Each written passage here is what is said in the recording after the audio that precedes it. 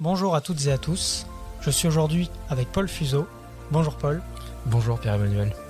Aujourd'hui, l'objectif est de comprendre le fonctionnement d'une institution assez méconnue, la Direction Générale du Trésor. Pour bien la comprendre, nous avons décidé de décomposer l'épisode en deux parties. Dans la première partie, nous explorerons la manière d'intégrer le Trésor par la voie contractuelle, c'est-à-dire par le biais d'un recrutement externe. C'est avec Logan que nous ferons cette première partie. Bonjour Logan. Bonjour Pierre-Emmanuel, bonjour Paul. Dans la seconde partie, nous nous pencherons sur une autre voie d'intégration, la voie fonctionnaire, c'est-à-dire par le biais d'un concours de la fonction publique. C'est avec Marie-Anne, ingénieure des ponts, des eaux et des forêts, que nous explorerons cette seconde voie. Nous la retrouverons alors en deuxième partie de l'épisode. Pour commencer cet épisode, nous avons le plaisir donc d'accueillir notre premier invité, Logan Gourmand. Logan, tout comme Marie-Anne, a suivi une formation d'ingénieur. Mais là s'arrête la similitude. En effet, Logan s'est principalement spécialisé en physique, tandis que Marie-Anne a choisi la chimie comme domaine de prédilection. Logan a étudié à l'école polytechnique puis à Sciences Po, tandis que Marie-Anne a poursuivi ses études à l'école normale supérieure et s'est orientée vers la recherche. Toutefois, en ce qui concerne le sujet de la recherche, pour toi Logan, j'ai cru comprendre que tu avais une certaine hésitation concernant la possibilité de poursuivre en thèse. Tu vas nous expliquer tout cela, j'en suis certain. Donc on va reprendre tranquillement ton parcours Logan, de l'université Paris-Sud. Tout a commencé finalement dans le supérieur, en physique, à Polytechnique, puis à Sciences Po. Est-ce que tu vas nous expliquer pourquoi est-ce que tu as choisi de t'orienter en physique ? Alors, à la base, en sortie de lycée, j'ai choisi de m'orienter vers de la physique fondamentale parce que c'était vraiment ce qui me plaisait en termes d'études scientifiques. Et l'autre choix qui était à faire, c'était le format de ma formation. Et j'ai choisi de ne pas aller en classe préparatoire aux grandes écoles parce que, pour plusieurs raisons, mais surtout parce que je voulais continuer à avoir une liberté d'organisation de mon temps pour la pratique sportive, puisque je faisais du sport à côté en compétition. Et c'est pour ça que j'ai choisi d'étudier à l'université Paris-Saclay, donc sur le campus d'Orsay. Et donc moi c'était vraiment la physique fondamentale, astrophysique, physique statistique qui me plaisait. Un peu plus tard j'ai continué à vouloir explorer ce domaine. Mais très vite donc j'ai été poussé un peu à prendre un parcours assez atypique à l'université qui est un parcours préparatoire au concours des grandes écoles. Qui est proposé aux étudiants et il avait l'avantage d'être un peu plus personnalisé avec des cours en petite classe. Et c'est comme cela que j'ai commencé à m'intéresser au concours d'école d'ingénieurs, puisque c'est là en réalité c'était un peu la raison d'être de la filière. Donc on nous demandait en contrepartie du fait de bénéficier de cours en petite classe, de passer les concours pour les grandes écoles, c'est pour justifier de l'existence de la filière. Alors je vais revenir sur un point qui m'intéresse particulièrement. Tu faisais du sport de haut niveau, tu faisais quoi ? Alors moi je faisais de l'escrime, j'étais pas sportif de haut niveau, okay. Qui a un statut sur liste ministérielle pour les athlètes de haut niveau et les juges de haut niveau. Pour ma part je faisais uniquement de la compétition au niveau national. Mais ça me permettait d'avoir quand même pour les entraînements une liberté d'organisation de mon temps à côté. Ok. Et quand tu es sportif de haut niveau, petit aparté, quand tu es sportif de haut niveau, tu as un emploi du temps qui est aménagé ? Alors pour les sportifs de haut niveau et les juges de haut niveau, il y a la possibilité d'avoir un emploi du temps aménagé en fonction des relations des élèves avec l'école et notamment pour pouvoir partir en compétition, puisqu'il y a les entraînements au quotidien qui demandent beaucoup de temps, mais aussi des compétitions à l'étranger qui demandent de partir plusieurs jours. Et c'est mon cas aujourd'hui, moi, avec par exemple le statut de sportif de haut niveau permet d'aider pendant la formation, mais il permet aussi d'aider une fois qu'on est employé. Moi c'est mon cas puisque maintenant je suis juge de haut niveau et ça me permet de justifier auprès de la Direction Générale du Trésor d'avoir du temps libre, des congés pour pouvoir aller arbitrer à l'étranger. Encore une fois, petit aparté, ça se trouve je couperai mais ça m'intéresse. Ça te prend combien de temps par semaine ? Alors pour les sportifs de haut niveau ça prend beaucoup de temps avec les entraînements, les compétitions, ça peut être tous les soirs. Les compétitions, ça peut prendre généralement tout le week-end et très souvent plus que le week-end sur les grands événements toute une semaine. En tant que juge, moi, j'ai moins de contraintes. C'est surtout pour les compétitions, par exemple pour les Coupes du Monde ou des championnats. Là où on part au minimum 3-4 jours et puis parfois une semaine. Ok. Donc, si tu veux bien, on va revenir sur le sujet de la physique au départ. Qu'est-ce que tu voulais faire comme métier quand tu as commencé en physique? Est-ce que tu voulais être le classique chercheur ou professeur? À quoi est-ce que tu aspirais? Alors c'était assez particulier parce que j'avais pas encore réellement fait de choix à l'époque.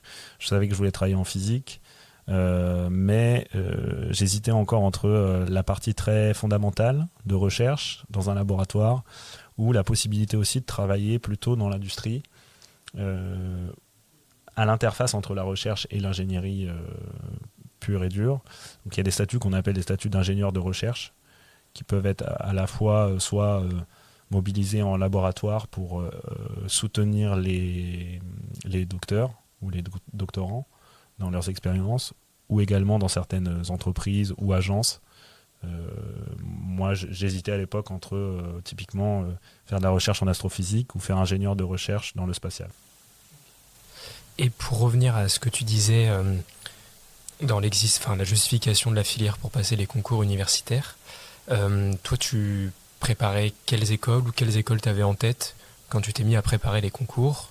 Est-ce que tu peux peut-être nous raconter qu'est-ce qu'un concours universitaire pour les grandes écoles et comment ça s'organise? Oui, bien sûr.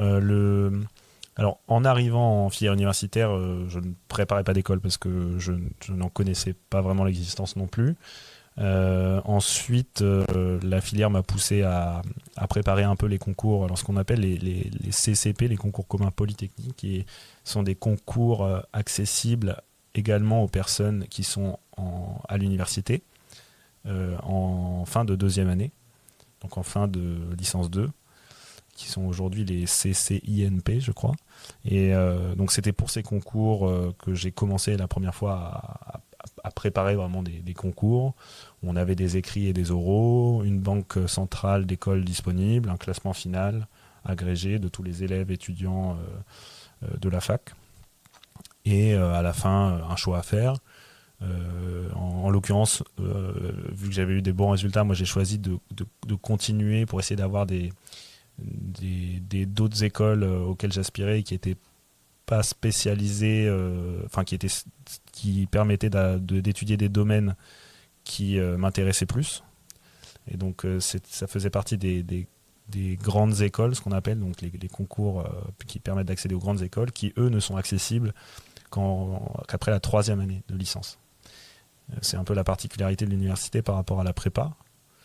Et donc j'ai continué après en magistère de physique fondamentale, tout en préparant les concours des grandes écoles. Et c'est là où en troisième année, j'ai passé des concours à la fois pour une banque d'écoles, donc ce qu'on appelait à l'époque le concours commun GEI, donc des grandes écoles, et pour la banque d'écoles de Centrale également. Et donc c'était 2 concours séparés, et pour le premier concours il y avait 13 écoles différentes, ça allait de Télécom, l'ENSTA, Polytechnique, les mines, Pont, et la deuxième banque c'était Centrale, Paris, Lille, Marseille, enfin toutes les centrales. Non, ok, très bien, mais ça ressemble un peu en fait aux banques. Il y a des différences dans ce que tu dis dans la banque de l'X, mais tu passais le concours central. Et si je dis pas de bêtises, il me semble que le GE, la structure est la même. Il y a toujours le concours GEI et en deuxième, ça n'a pas bougé, il me semble. Oui, tout à fait. Ça a changé de nom, mais c'est globalement la même structure. Et c'est toujours des écrits en commun. Qui permettent de compter dans l'admissibilité aux écoles, avec la particularité que pour ces concours il y a également le projet professionnel qui compte et le dossier monté par les étudiants, auquel est affectée une note.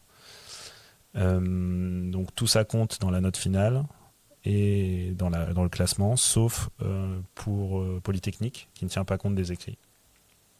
Donc l'inscription est uniquement administrative pour Polytechnique. Après, chaque école fait ses oraux, applique ses propres coefficients, et en fonction, il y a un classement par école. Ok. Ah, donc tu as passé finalement une banque de concours, et c'est dans quel concours est-ce que tu as réussi? Quelles écoles est-ce que tu as obtenu, on va dire? Moi, j'avais passé les concours j'avais été pris j'ai eu la chance d'être pris dans les concours que j'avais passés.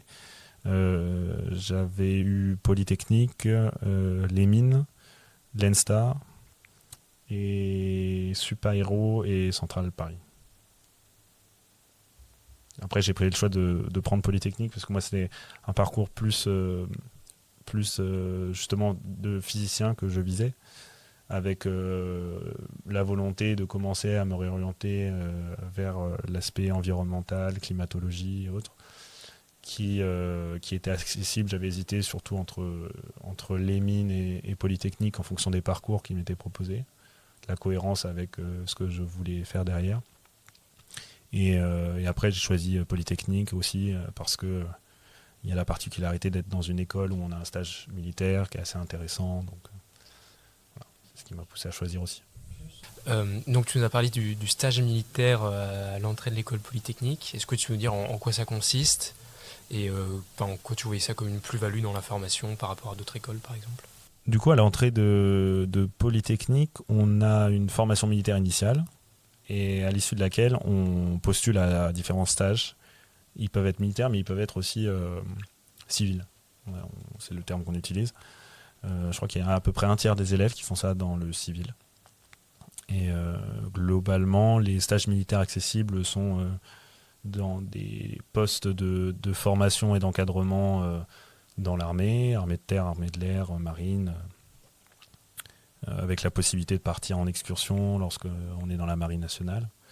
Et les stages en civil, c'est plutôt des postes, je crois, soit dans des lycées de professeurs, soit dans des associations d'aide à la personne aussi, qui ont parfois des statuts d'aide au secours à personne. Et moi, pour ma part, j'ai fait un stage à la brigade des sapeurs-pompiers de Paris en tant que chef d'agré de véhicule de secours à victimes. Et c'était des tâches en réalité, on partait sur intervention avec une équipe sous nos ordres, et le but était de coordonner les membres de l'équipe et de pratiquer les gestes de premier secours, coordonner les moyens d'intervention supplémentaires qu'il fallait. C'est un stage très, très, très formateur, être proche des gens, ça permet de sortir totalement de son quotidien d'école d'avant, enfin de la fac en l'occurrence pour moi. D'être au contact de personnes qui ont un autre parcours professionnel, d'étudier moi c'était un peu des savoirs des premiers savoirs de médecine, un peu une formation, et puis surtout d'être au contact des gens, avec un contact social très important, au contact de la misère aussi beaucoup. Voilà, donc c'est un stage qui permet de s'ouvrir beaucoup à la réalité du monde, et il y a une bonne proportion d'élèves quand même qui, après ce stage, réfléchissent fortement à changer leur parcours professionnel. Ok. Et donc finalement, tu as suivi le même cursus que quelqu'un qui est entré à Polytechnique post-prépa. Tu as défilé au 14 juillet, ça c'est un point qui est intéressant. Pour le coup, les élèves universitaires sont intégrés au reste des élèves ingénieurs. C'est-à-dire qu'il y a plusieurs possibilités d'accès à l'école polytechnique dans le cycle ingénieur, mais une fois qu'on y accède en tant qu'ingénieur, on est un peu tous dans le même bateau, il n'y a plus de différence qui est faite, mais à l'exception des élèves universitaires étrangers qui, eux, ne peuvent pas aller dans l'armée, pour le coup. Et du coup, c'est une formation de 3 ou 4 ans en école d'ingénieur? Alors, généralement, les écoles d'ingénieurs, c'est 3 ans, avec certaines qui proposent une césure. L'X, c'est un peu particulier, puisqu'on a un stage de 6 mois. Après, on a 2 ans et demi de formation. t'arrives à l'X direct, c'est le stage? C'est le stage de 6 mois directement. Après, il y a 2 ans et demi de formation d'ingénieur, et à l'issue desquels on reçoit, il me semble, un diplôme d'ingénieur. Et après, si on va avoir le diplôme de l'école polytechnique, il faut qu'on obtienne un diplôme d'une formation de niveau master. Donc généralement, à l'issue des 3 ans, on part faire soit 1 an de formation supplémentaire dans un autre master, parfois 2. Et après, c'est en fonction des masters qu'on choisit, ça peut être des parcours un peu particuliers, qui sont plus longs, des partenariats avec d'autres écoles. Et il me semble que toi, tu étais parti pour cette partie master, en master à Sciences Po, en études sur l'environnement. Pourquoi tu avais fait ce choix et en quoi ça consistait concrètement? Alors c'était un peu particulier parce que je suis arrivé en 3e année à l'école polytechnique en même temps que la création d'un parcours d'affaires publiques qui venait de s'ouvrir.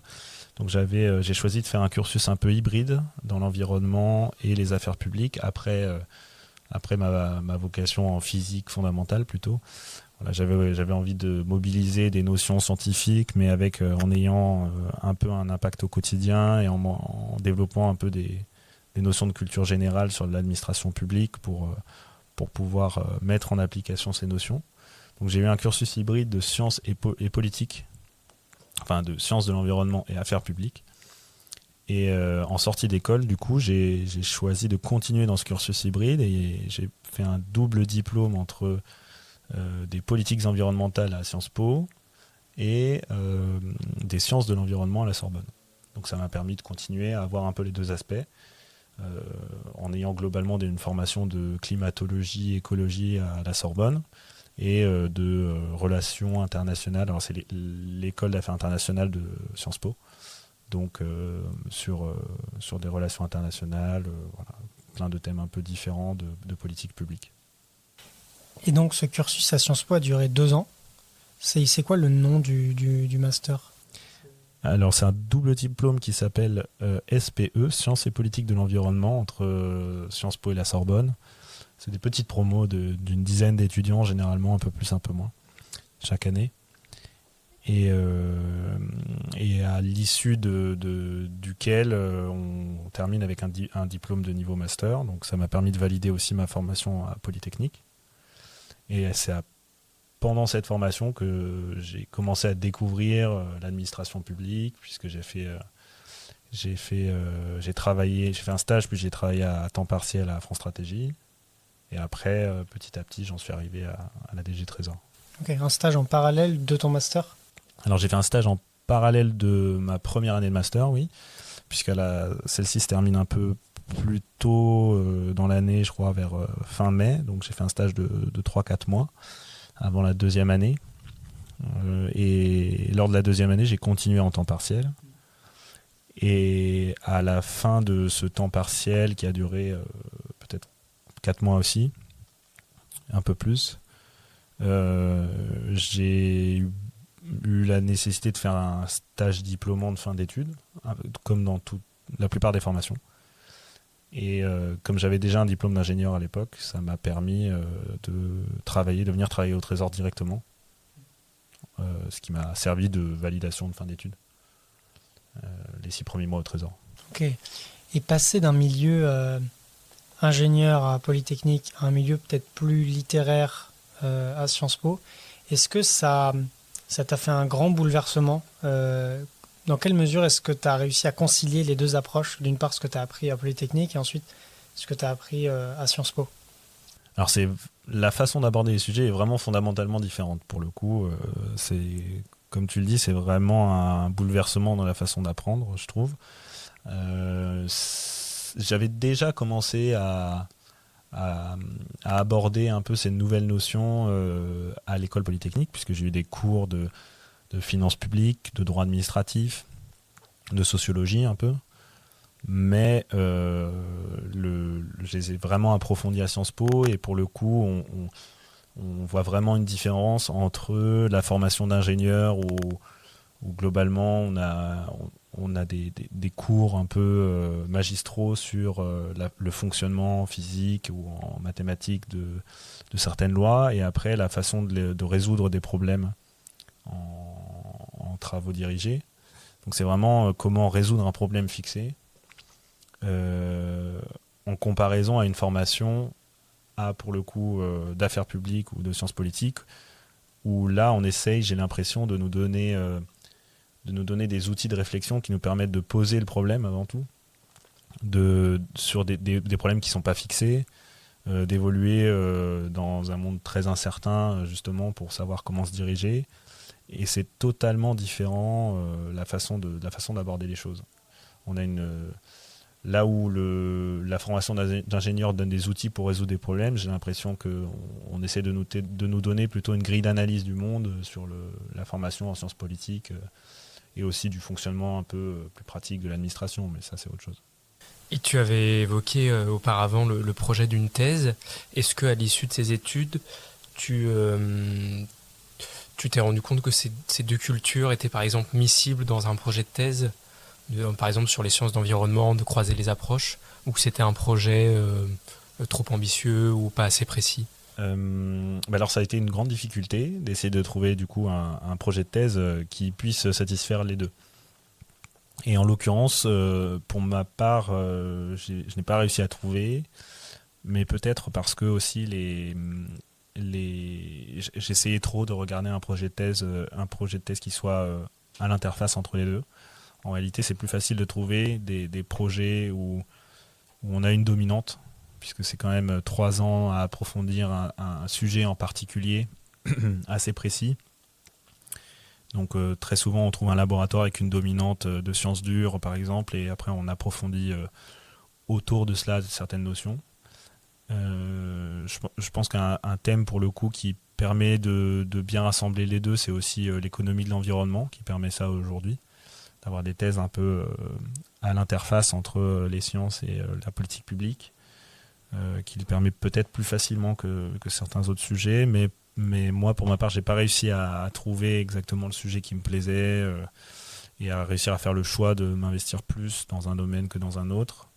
Et c'est ce qui aussi m'a poussé, en confrontant ça à l'intérêt d'avoir une thèse pour travailler dans le public, le fait que, bien du coup, si je voulais une thèse, c'était plutôt avant tout pour mon intérêt personnel, pour des sujets qui m'intéressent, et du coup vu que je trouvais pas forcément le sujet qui m'intéressait, c'est ça qui m'a poussé aussi à aller directement vers un sujet qui m'intéresse et qui pour le coup était mon poste au Trésor.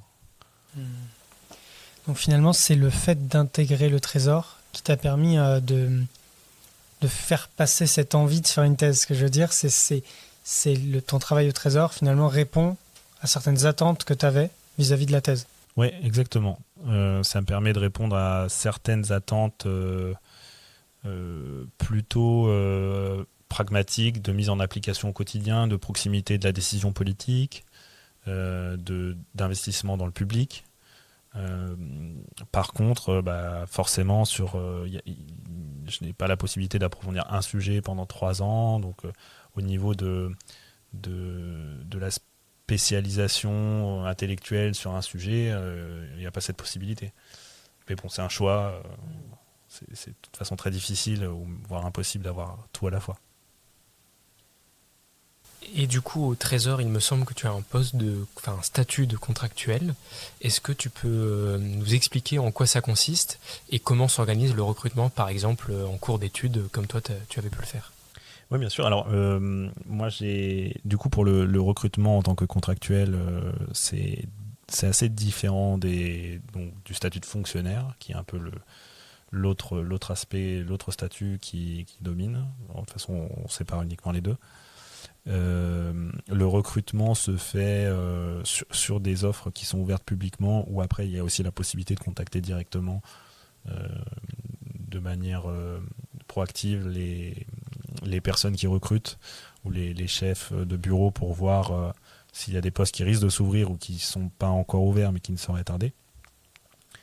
Et c'est une phase de recrutement avec assez standard, avec des envois de CV, de l'aide de motivation, des entretiens avec la hiérarchie, les RH, et une décision qui est prise par toute la hiérarchie. Pour les fonctionnaires, c'est un peu plus particulier. Bon, je connais moins puisque je ne suis pas fonctionnaire, mais Il y a des postes qui sont dédiés à certains corps de l'État, qui sont des catégories de fonctionnaires en particulier. Bon, le principal frein lorsqu'on est en études et qu'on veut être recruté, c'est qu'il faut finir ses études. Il faut avoir un diplôme pour être recruté. Moi, j'avais l'avantage d'avoir déjà eu le diplôme d'ingénieur de l'école politique, enfin d'ingénieur tout court, avant d'être recruté au Trésor. Mais pour des personnes qui n'auraient pas encore de diplôme de niveau master, il n'est pas possible d'intégrer le Trésor sans avoir de diplôme. Donc il y a souvent des blocages qui se font en attente pour des personnes qui sont en attente de diplôme ou des choses comme ça. Et justement, tu as dit que tu avais été recruté par le Trésor. Concrètement, quelles sont tes missions? Qu'est-ce que tu fais au Trésor? Dis-nous, tout simplement. Je suis arrivé du coup en 2022 au Trésor.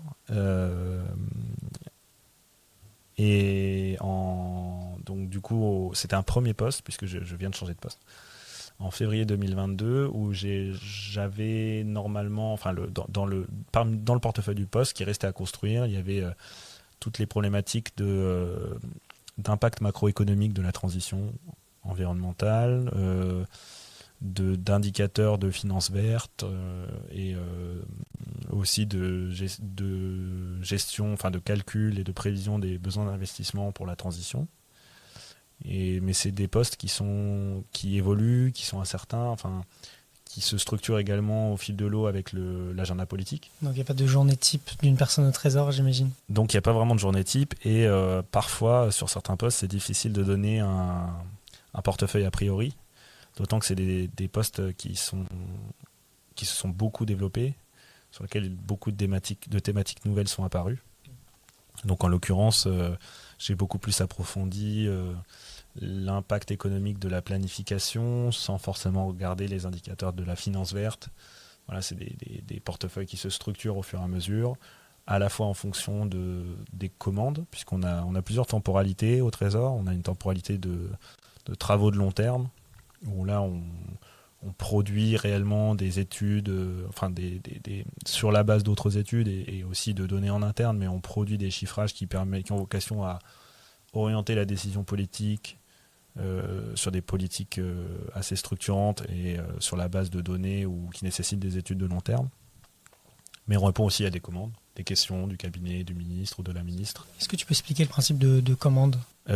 Typiquement, ce sont des questions que se posent les cabinets ministériels pour la mise en place de certaines politiques publiques, sur la mobilisation d'instruments, quel est l'instrument qui serait le plus pertinent économiquement de mobiliser pour répondre à une question.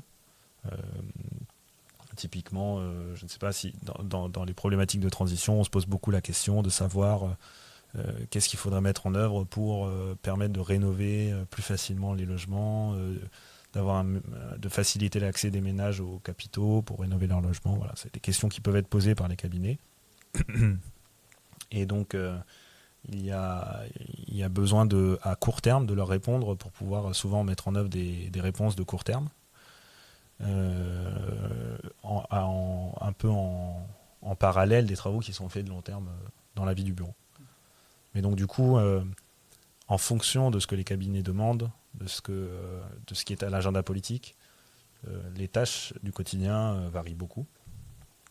Donc il y a ces travaux de long terme, ces travaux de court terme, et puis il y a aussi un peu un rôle de représentativité de l'État dans les instances, des groupes de travail, de réflexion, des conseils, d'évaluation, des comités, où là le but est de siéger pour suivre les discussions, servir de contre-expertise, voilà. C'est d'autres formats de travaux.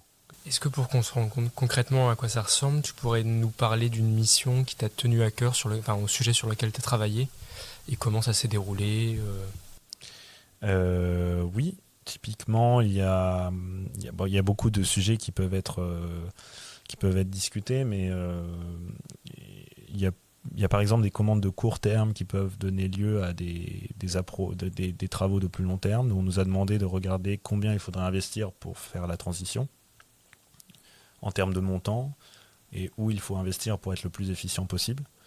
Donc là, c'est les calculs des besoins d'investissement pour la transition. Et ça a mené à court terme essayer de de regarder rapidement ce qu'il existe dans la littérature à ce sujet, de fournir des réponses d'ordre de grandeur pour les cabinets, des éléments aussi de langage sur la façon dont il faut s'exprimer pour caractériser ces chiffres en public, pour éviter de donner des chiffres qui ne correspondraient pas à ce qui est attendu. Et après, sur le plus long terme, de regarder plus précisément où il faut investir, combien il faut investir vraiment précisément, de quoi cela dépend aussi, pour mettre en œuvre des politiques efficientes et autres. Et ça permet de mobiliser des travaux de différentes temporalités au quotidien, d'évoluer à la fois en réaction et en proaction un peu sur la conception de notes. Merci Logan pour cette réponse, c'est beaucoup plus clair, le travail du Trésor est beaucoup plus clair. On arrive au terme de cette discussion. Merci Logan pour le temps que tu as bien voulu nous consacrer. Merci beaucoup. Et merci à Paul, bien sûr, de m'avoir accompagné, comme toujours. Merci à tous les deux. Pour continuer cet épisode sur la Direction générale du Trésor et en apprendre plus sur son fonctionnement et les modalités d'intégration de cette administration, nous avons ici une nouvelle invitée, Marie-Anne Lavergne. Bonjour Marie-Anne. Bonjour. Depuis très peu, tu es directrice adjointe du cabinet du ministre délégué au commerce extérieur et à l'attractivité. Mais avant cela, tu as passé 7 ans au Trésor. Alors nous comptons sur toi pour apporter un éclairage sur ces institutions.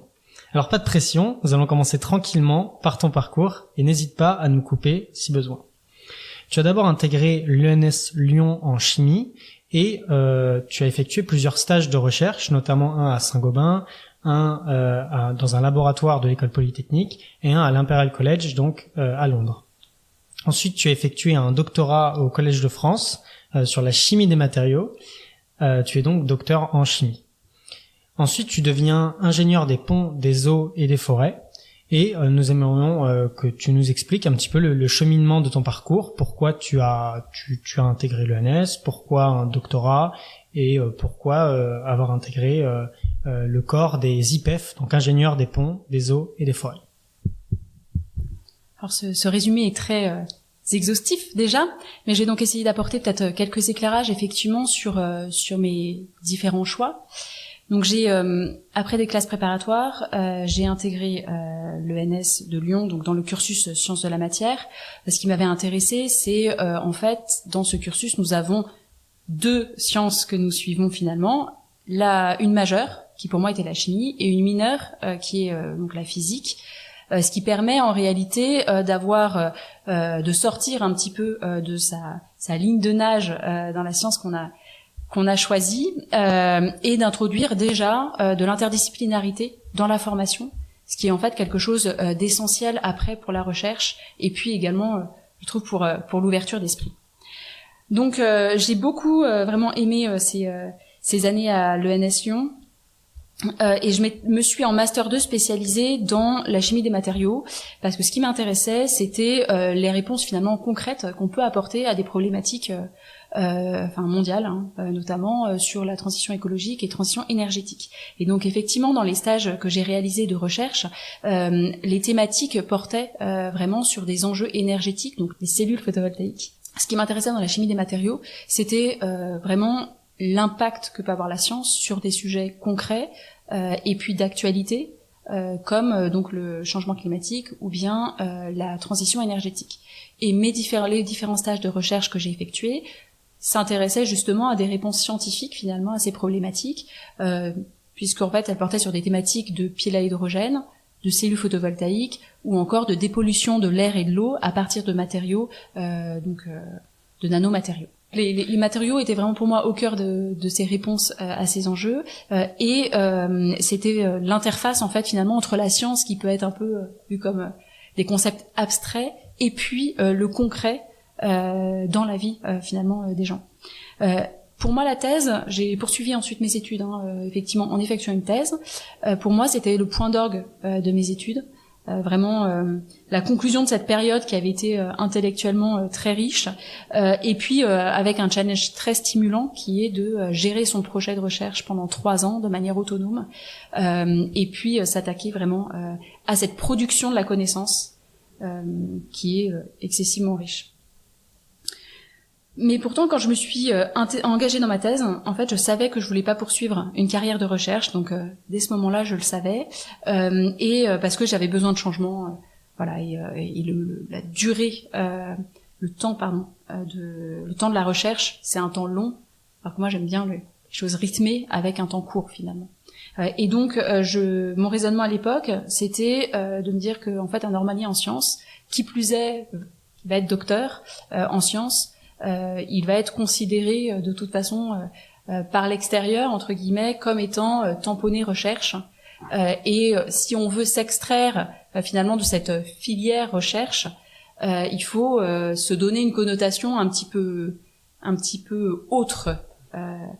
Et à l'époque, j'ai rencontré des gens qui avaient fait le collège des ingénieurs. Donc un MBA au collège des ingénieurs, qui proposait d'ailleurs un cursus spécial pour les doctorants, qui en 3 ans permettait de faire à la fois son cursus doctoral, enfin son projet de recherche, et en même temps d'avoir une formation orientée vers l'entreprise et qui présentait en fait les différentes thématiques de l'entreprise, donc RH, stratégie, finance, opération, etc. Et qui donnait finalement, qui ouvrait à ce monde des entreprises que je n'avais en fait initialement côtoyé que par le biais de la R&D, donc des centres de recherche à Saint-Gobain. Je me suis donc engagée en fait en parallèle de ma thèse dans ce MDA du Collège des ingénieurs et avec toujours dans l'optique de vouloir aussi servir l'intérêt général. Donc j'étais normalienne, j'étais donc déjà fonctionnaire stagiaire et en fait j'ai essayé de réfléchir à ce que je pouvais faire pour continuer à servir l'intérêt général, mais voilà, en m'éloignant finalement de la voie recherche et enseignement qui sont les 2 voies royales, je dirais, quand on est à l'ENS. Par le biais de connaissances, j'ai appris l'existence des corps d'ingénieurs, donc le corps des mines, le corps des ponts, et en fait j'ai donc présenté le concours qui est réservé aux normaliens en 3e ou 4e année de normalien pour intégrer un corps d'ingénieur. Alors moi j'avais en fait 2 corps que j'avais pas particulièrement en tête, le corps des ponts et le corps des mines, et ce qui m'a séduit dans le corps des ponts, c'était corps IPEF même, ponts, eau et forêt, c'est le fait qu'on pouvait adapter sa formation à son projet professionnel. Et moi en fait j'avais déjà un profil un petit peu atypique puisque quand j'ai eu connaissance des corps, j'étais en première année de thèse. J'avais le collège des ingénieurs que je faisais en parallèle de ma thèse, et donc en fait je suis arrivée en me disant que je voulais abandonner ni l'un ni l'autre, et donc il me fallait une certaine flexibilité dans la formation apportée par le corps que j'allais rejoindre pour me permettre de terminer ma thèse et d'achever également mon MBA au collège des ingénieurs. Et le corps des ponts a complètement adhéré à mon projet et m'a permis en fait de poursuivre l'un et l'autre tout en intégrant le corps. Et donc, c'est pour ça que j'ai rejoint ce corps des ponts, des IPEF. Et donc, j'ai pas bien compris ce que signifiait le concept de corps. C'est-à-dire, on intègre un peu comme un métier, un peu comme comment est-ce que ça influence ta carrière, toi, d'être considéré comme ingénieur des ponts, des eaux et des forêts? Alors, le corps des IPEF, c'est un corps de hauts fonctionnaires. Donc déjà, en fait, ça permet de catégoriser les types de métiers. Donc c'est A+, c'est ça? Oui. Exactement. Les types de métiers auxquels on est appelé. Ce sont donc des fonctions de direction, d'encadrement, de contrôle, d'expertise aussi. Donc ça, c'est vraiment le premier point, c'est un corps. Donc en fait, ça va un corps de hauts fonctionnaires, A+. Donc ça va aussi influencer le type de fonction qu'on va exercer dans l'administration. Le deuxième point, c'est la spécialité finalement du corps. Donc, corps des ponts, eaux et forêts, en fait, sa spécialité, ça va être la conception et la mise en œuvre de politiques publiques qui sont dans les domaines du climat, de l'énergie, du développement durable, de l'aménagement du territoire, du logement, de la vie, des transports. Et ce qui est par ailleurs également toutes les problématiques agroalimentaires, maritimes. Ce qui est par exemple un petit peu différent du corps des mines ou bien du corps des INSEE, qui sont aussi donc d'autres corps de A+, mais le corps des mines, lui, est beaucoup plus tourné vers l'économie, et puis le corps des INSEE est beaucoup plus tourné vers les statistiques, l'économétrie, etc. Donc c'est le deuxième aspect vraiment dans les corps, c'est un peu sa fonction primaire, mais tout en sachant que le corps des IPEF, c'est un corps qui est interministériel, c'est-à-dire qu'en fait, nous sommes rattachés au ministère chargé de la transition écologique et au ministère chargé de l'agriculture, mais en fait, nous pouvons exercer nos fonctions dans tous les ministères. Nous ne sommes pas attachés finalement à ces deux ministères-là et à dérouler toute notre carrière dans ces deux ministères. Ce qui en fait ouvre une voie immense, un champ des possibles, je dirais, immense dans les métiers qu'on est amené à faire. Donc ça veut dire que tu n'es pas rattaché à un ministère en particulier, si j'ai bien compris. Non, effectivement non. Donc je suis gérée par le corps des IPEF qui est donc rattaché au ministère chargé de la transition écologique et du ministère chargé de l'agriculture. Mais par contre, en fait, je peux exercer mes fonctions dans tous les ministères. Je suis détachée en fait dans tous les autres ministères. Il n'y a pas de barrière en fait qui me serait mise à l'entrée. Donc c'est surtout dans le déroulement de la carrière, parce que si on imagine que toi tu es au ministère de l'économie en tant qu'IPEF et un ingénieur du corps des mines est également au ministère de l'économie, vous pouvez exercer les mêmes fonctions. Oui, exactement. Enfin, on exerce les mêmes fonctions et d'ailleurs pour parler de la direction générale du Trésor, en fait on a plein de corps qui sont représentés. On a l'INSP, on a le corps des mines, on a le corps des INSEE, on a le corps des ponts. Et en fait, ce sont mes collègues. Donc en fait, on exerce les mêmes fonctions. Donc c'est surtout dans le déroulement et ensuite les différents postes que tu vas intégrer, c'est comment ta carrière est fléchée finalement en fonction de ton corps. C'est pas un ministère attaché à chaque corps, si j'ai bien compris. Donc. Exactement. Pour ces corps interministériels, non. Alors ce qu'il faut voir par contre, c'est que au départ, le premier poste en sortie d'école, à l'école de formation finalement du corps, peut être influencé par le corps dont vous êtes originaire. C'est-à-dire que, par exemple, pour le corps des IPEF, il y a une liste de postes de sortie qu'on peut rejoindre une fois la formation achevée. Et ces premiers postes-là vont bien sûr être colorés de la spécialité du corps d'origine. Et où se situe l'école de formation des IPEF ? Alors la formation s'effectue donc en 2 ans et en fait la première année c'est un master spécialisé d'ingénieur qui peut être au Pont ou bien à AgroParisTech. Okay. Mais comme je le disais en fait il y a quand même une certaine ouverture du corps pour répondre aussi aux aspirations des élèves. Et puis la deuxième année c'est un master plus spécialisé en affaires publiques finalement pour former les futurs fonctionnaires et donc comprendre un peu le jeu des institutions, le fonctionnement de l'État, et qui a lieu à l'école des ponts et chaussées. Et donc, si l'on reprend ton parcours, après ta scolarité et ta thèse, tu entres au Trésor et tu y passes 7 ans.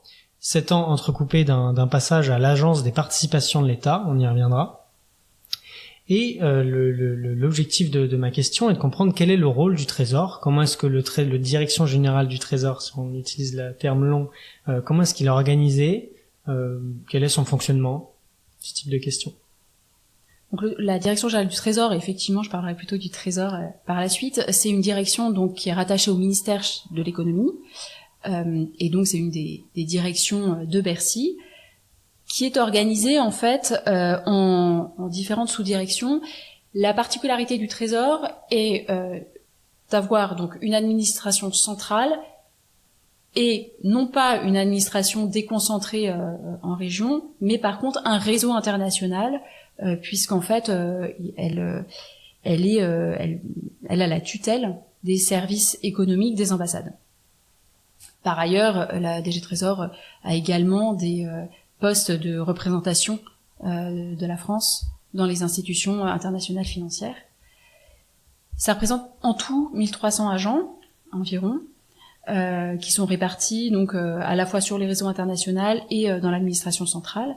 L'objectif, la mission de la Direction générale du Trésor, c'est de conseiller en fait le ministre chargé de l'économie sur la politique économique au plan national, mais aussi au plan européen et international. Et en fait, en administration centrale, il y a 5 sous-directions et une agence. Je vais peut-être commencer par l'agence qui est donc l'agence France Trésor. C'est une agence qui va gérer la dette de l'État. Et puis voilà, qui est donc rattaché au Trésor, d'où d'ailleurs le nom du Trésor, à ne pas confondre avec le Trésor public, comme on peut entendre parfois. Nous ne gérons pas les impôts des citoyens. Et ensuite, après, on a donc 5 sous-directions. La première sous-direction s'occupe des politiques macroéconomiques et des affaires européennes. Donc elle va en fait établir la conjoncture économique française et internationale. La deuxième sous-direction, c'est la sous-direction des politiques publiques, donc qui va regrouper en fait les politiques donc fiscales, sociales et sectorielles. Là, l'objectif, ça va vraiment être de fournir des analyses, des pistes de réforme, des études d'impact, élaborer et évaluer finalement les politiques publiques dans ces différents domaines. Il y a également le cœur historique finalement du Trésor, qui est la sous-direction financement de l'économie, et qui va en fait s'occuper principalement de l'élaboration de la réglementation des banques, des assurances et des marchés financiers. La quatrième sous-direction, donc, est une sous-direction qui s'occupe des affaires multilatérales, des aides au développement et puis de la politique commerciale. Et puis enfin une dernière sous-direction qui s'occupe des relations bilatérales, notamment donc avec les services économiques dans les ambassades, et puis qui s'occupe du financement international des entreprises, et notamment finalement des aides à l'export qui est donné aux entreprises françaises pour se projeter à l'international. Donc comme vous voyez, en fait, c'est une direction qui a des missions assez diverses, et il y a effectivement une diversité de métiers qui est passionnante à la Direction Générale du Trésor, et qui fait qu'en fait on peut finalement avoir entre guillemets plusieurs vies. Une fois qu'on rentre au Trésor, toutes ces sous-directions-là et tous les métiers et les postes de ces sous-directions nous sont ouverts et permettent vraiment d'avoir un parcours un peu à la carte, mais avec des missions aussi qui sont très différentes, ce qui est en fait très riche. Je vais maintenant passer la main à Paul, qui a également plein de questions à te poser. Alors Marianne, les postes successifs que tu as occupés au Trésor ont porté sur des sujets différents, aux enjeux multiples, comme notamment les investissements étrangers en France. Est-ce que dans ce cadre-là, les compétences analytiques que tu as acquises à l'ENS ou en thèse t'ont été utiles dans ta carrière au sein de la fonction publique ? Alors indubitablement oui, et d'ailleurs j'encourage vraiment tous les scientifiques et tous les ingénieurs, je trouve, à se poser la question d'une carrière dans la fonction publique.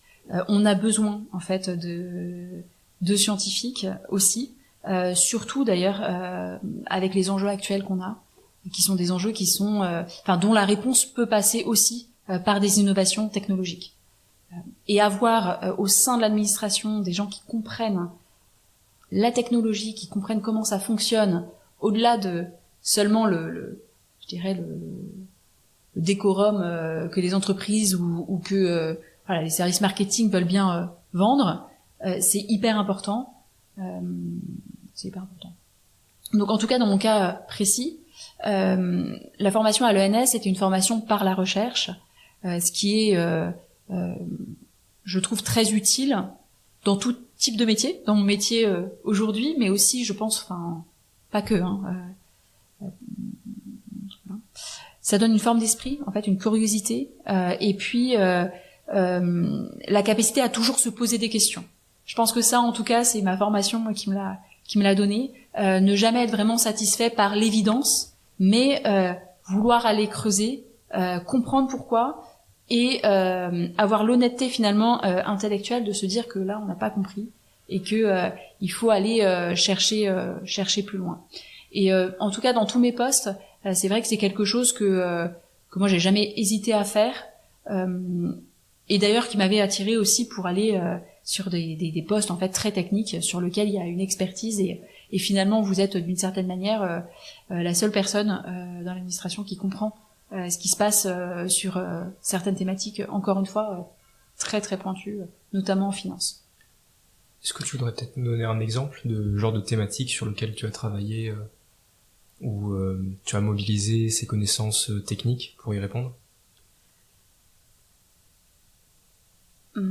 Alors, En fait, ça, c'est la deuxième partie du coup de ma réponse. Parce que, en Ok. fait, je pense qu'il y a l'état d'esprit dans lequel tu as de la curiosité, tu te poses des questions, etc. Et en fait, ça ne nécessite pas finalement d'avoir des connaissances de fond en finance. Enfin, Ok. encore une fois, moi, je suis chimiste à la base. Et c'est vrai qu'en fait, quand tu es dans la réglementation financière, tu as des problématiques que tu n'as jamais vues avant. En tout cas, moi, j'avais jamais vu au cours de mes études. Mais il y a un état d'esprit, une formation de l'esprit finalement, qui fait que tu oses aussi aller te confronter à des enjeux qui sont complexes, qui sont parfois aussi contradictoires, parce qu'en fait, lors de tes stages de recherche, tu as déjà vu l'inextricable, tu l'as déjà eu devant toi plusieurs fois, et ça ne te fait pas peur d'une certaine manière.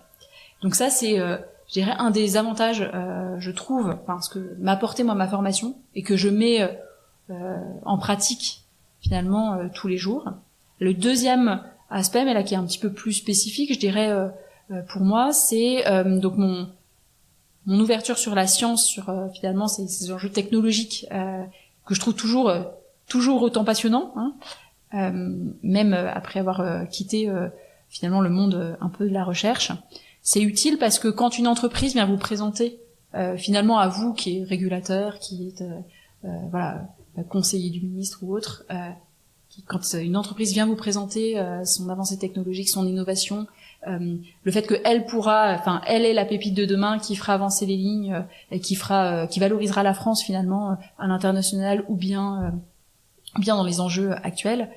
En fait, vous avez ce vernis qui parfois peut être un petit peu plus qu'un vernis même, scientifique, qui fait que vous comprenez un peu l'esprit de la technologie, ce qui je trouve en fait est très très utile parce qu'en fait ça donne un peu de concret aussi aux propos.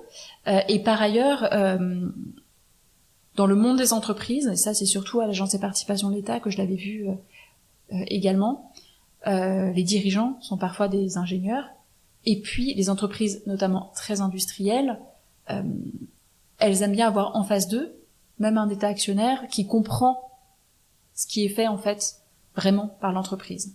Et ça, je pense que la formation scientifique, la formation d'ingénieur, elle est très utile pour ça parce que en fait vous êtes entre guillemets de leur monde et vous comprenez les problématiques aussi parfois excessivement concrètes auxquelles les entreprises peuvent être confrontées. Vous n'êtes pas en fait dans je pense que l'un des risques parfois pour l'administration, ça peut être aussi d'être sur son petit nuage, un peu déconnecté de la réalité. Et je trouve qu'en tout cas, moi, la formation que j'ai eue d'ingénieur et plutôt liée à la recherche, me permet de garder toujours peut-être un pied à terre sur des problématiques concrètes en fait des entreprises. Comme tu l'as évoqué, tu es passé à l'Agence des participations de l'État. Pourquoi, on pourrait se demander pourquoi l'État a-t-il des parts dans certaines entreprises et plus largement, qu'est-ce que l'Agence des participations de l'État et en quoi consiste le travail quand on est à l'APE? L'Agence des participations de l'État, donc c'est un service qui a compétence nationale, c'est-à-dire qu'en fait il est donc au ministère de l'économie, il est rattaché directement au ministre. Et ça, c'est relativement récent, puisqu'en fait, avant, c'était un service de la Direction générale du Trésor dont on parlait juste avant. Donc en fait, il a gagné un peu en autonomie. L'objectif de l'APE, comme on l'appelle, c'est de gérer les participations de l'État dans des entreprises, avec, les participations, ces participations pouvant être majoritaires ou bien minoritaires. Et donc en fait, la mission finalement de l'APE, c'est bien de gérer le portefeuille d'actions finalement qu'il détient, et également de promouvoir finalement les intérêts patrimoniaux de l'État. C'est vraiment l'État qui est actionnaire et donc qui joue le rôle d'actionnaire. Il y a une doctrine en fait d'intervention de l'APE parce que le fait que l'État soit actionnaire, c'est quand même un peu particulier, je dirais, pour des entreprises, en tout cas privées, avoir des capitaux publics, avoir l'État dans son actionnariat, c'est un petit peu particulier. Et puis ça peut aussi engendrer des... Je vais pas en parler. Voilà. Et donc en fait, la doctrine, il a été défini du coup, une doctrine d'intervention de l'État dans les entreprises avec 3 axes prioritaires. Donc un actionnariat de l'État dans les entreprises stratégiques qui vont contribuer à la souveraineté du pays. Donc ça va être par exemple la défense, ça va être par exemple le nucléaire. Donc l'État est actionnaire de Thales notamment, d'EDF. L'autre axe d'intervention de l'État, c'est d'intervenir dans des entreprises qui ont des missions de service public ou des missions d'intérêt général national ou local, pour lequel finalement une régulation est insuffisante. Donc ça va être par exemple la Poste, qui a donc la mission de service public de distribution du courrier, ou bien la mission d'accessibilité bancaire, qui permet à tous d'accéder à un compte bancaire. Ça va être aussi par exemple la SNCF, dans le transport ferroviaire. Et puis, 3e axe prioritaire d'intervention, ce sont les interventions dans les entreprises en difficulté, dont la disparition pourrait générer un risque systémique. Et cet axe-là a été renforcé, en tout cas dans le contexte de la crise sanitaire, où on a eu effectivement une déstabilisation de l'économie. Donc voilà en tout cas un peu le prisme d'intervention de l'APE dans des entreprises. Alors l'APE en fait c'est une petite agence. Il y a une cinquantaine de collaborateurs qui sont regroupés en fait en 4 directions de participation. Donc selon les types de secteurs, on a donc une direction de participation industrie, une direction de participation énergie, direction de participation transport et direction de participation services et finances. On a d'ailleurs parmi les collaborateurs de l'APE, une majorité qui sont traditionnellement issus de corps d'ingénieurs. Et parmi de ces 4 directions de participation, il y a également des pôles d'expertise en fait, juridique, financier, audit et comptable, et puis communication, qui permet en fait d'apporter leur expertise finalement à ces directions de participation sur des sujets très précis et très pointus, parce que en fait lorsque vous êtes à l'APE, vous êtes vraiment confronté aux problématiques très concrètes d'un actionnaire en fait, d'une entreprise, d'un actionnaire un peu particulier puisque c'est l'État, mais d'un actionnaire quand même. Et donc lorsque tu me poses la question de qu'est-ce que le travail finalement à l'APE, les chargés de participation sont donc chargés de quelques entreprises du portefeuille de l'APE. Et leur première mission, ça va être de préparer les instances de gouvernance, la position de l'État, dans les instances de gouvernance de ces entreprises. C'est-à-dire qu'en fait, ils vont préparer les positions de l'État dans les conseils d'administration ou les conseils de surveillance et dans les différents comités spécialisés des entreprises, donc comité d'audit, comité des risques, comité de stratégique, comité des nominations, comité des rémunérations. Et donc ça, c'est vraiment, je dirais, la principale mission d'un chargé de participation. Il peut aussi d'ailleurs être amené à représenter l'État dans ces instances de gouvernance. Et par exemple, moi pour ma part, j'étais représentante de l'État au conseil de surveillance de la Banque Postale. Donc là en fait, vous êtes à la table avec le PDG, mais aussi avec les autres membres du board, du conseil d'administration, ce qui en fait est excessivement intéressant. Puisqu'en fait, vous avez quand même une exposition à un très très haut niveau des entreprises. Ce qui est une chance exceptionnelle, je trouve, en tout cas, aux âges des collaborateurs. Enfin, quand vous êtes donc chargé de participation, vous accompagnez également les entreprises dans leur transformation. En tant qu'actionnaire, vous les accompagnez, mais parfois aussi vous pouvez impulser ces transformations-là, notamment par exemple pour tout ce qui est cybersécurité ou bien ESG, c'est la responsabilité sociale et environnementale des entreprises. Okay. Et enfin peut-être dernier point, je pense, de l'Agence des participations de l'État, qui n'est pas en fait une mission actuellement bien définie, mais qui je trouve est un énorme avantage pour l'État, c'est que à l'Agence des participations de l'État, comme vous l'avez vu, on a une approche très concrète des entreprises. Par exemple, donc avant d'arriver à l'APE, j'étais donc au service du financement de l'économie où j'élaborais la réglementation sur certaines infrastructures de marché. Et en fait, quand on élabore la réglementation, on a les associations professionnelles qui viennent nous porter leur position vis-à-vis d'un texte européen pour nous dire qu'il est trop compliqué à appliquer, qu'il est beaucoup trop restrictif, etc. Bien sûr, on essaye de les prendre en compte pour élaborer la position française. Mais quand on passe après à l'APE et qu'on voit sur la banque postale, en tout cas par exemple, le poids de la conformité aux réglementations qui sont élaborées, notamment avec la participation du Trésor, on se rend compte finalement de l'application concrète et des conséquences aussi que ça peut avoir pour une entreprise. Et je trouve en tout cas que cet aspect très concret, appliqué finalement, qu'est-ce que ça donne dans une entreprise, toutes ces normes qu'on met en place, est hyper importante et hyper intéressante.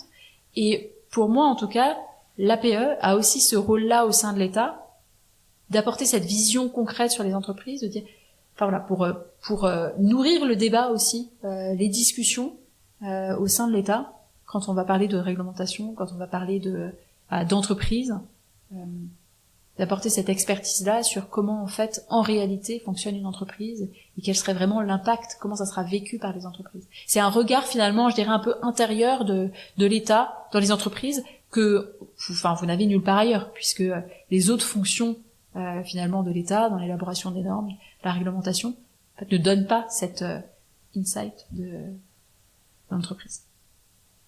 Est-ce que tu aurais des conseils à donner à des élèves en sciences qui hésitent entre poursuivre en recherche ou plus largement en carrière scientifique ou rejoindre la fonction publique comme tu l'as fait?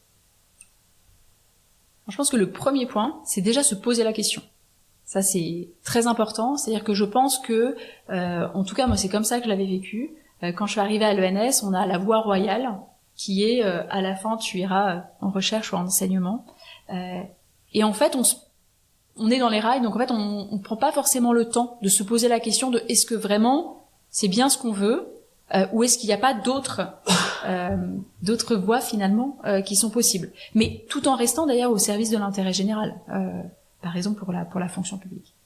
Donc, premier conseil peut-être, c'est prendre le temps de se poser la question. Parfois, on est pris dans la machine et on a du mal à juste se poser la question. Ça, c'est mon premier conseil. Deuxième conseil, c'est d'aller voir les anciens, ceux qui sont déjà passés par la même voie que vous et qui ont pris des parcours un peu atypiques, par exemple comme le mien. De prendre contact avec eux pour leur demander pourquoi, qu'est-ce qu'ils recherchaient et de voir est-ce que ça a une résonance aussi avec ce qu'on recherche soi-même. Et enfin, peut-être troisième conseil, un peu plus abouti, je dirais, une fois que la réflexion est un petit peu plus aboutie, c'est d'aller faire des stages. Il y a rien de mieux pour aller voir un petit peu en vrai est-ce que ça plaît ou pas. Et ça d'ailleurs, la DG Trésor propose des stages régulièrement sur la plateforme Passerelle et sur lesquels on peut postuler de manière très très libre et directe et qui permet en fait d'intégrer la direction du Trésor mais aussi d'autres directions et de se faire un avis finalement in concreto sur le métier, sur l'environnement aussi. Ça, je pense que c'est très important. Je pense qu'il faut aussi après une fois que la réflexion est mûrie, savoir ce qu'on veut faire, mais où on veut aller, quel type de mission. Les métiers en fait au sein de la fonction publique sont très variés et donc après il faut faire aussi le bon choix. Donc rien de mieux qu'un stage. On arrive au terme de cette discussion. Merci Marianne pour le temps que tu nous as consacré. Merci. Et merci à Paul de m'avoir accompagné.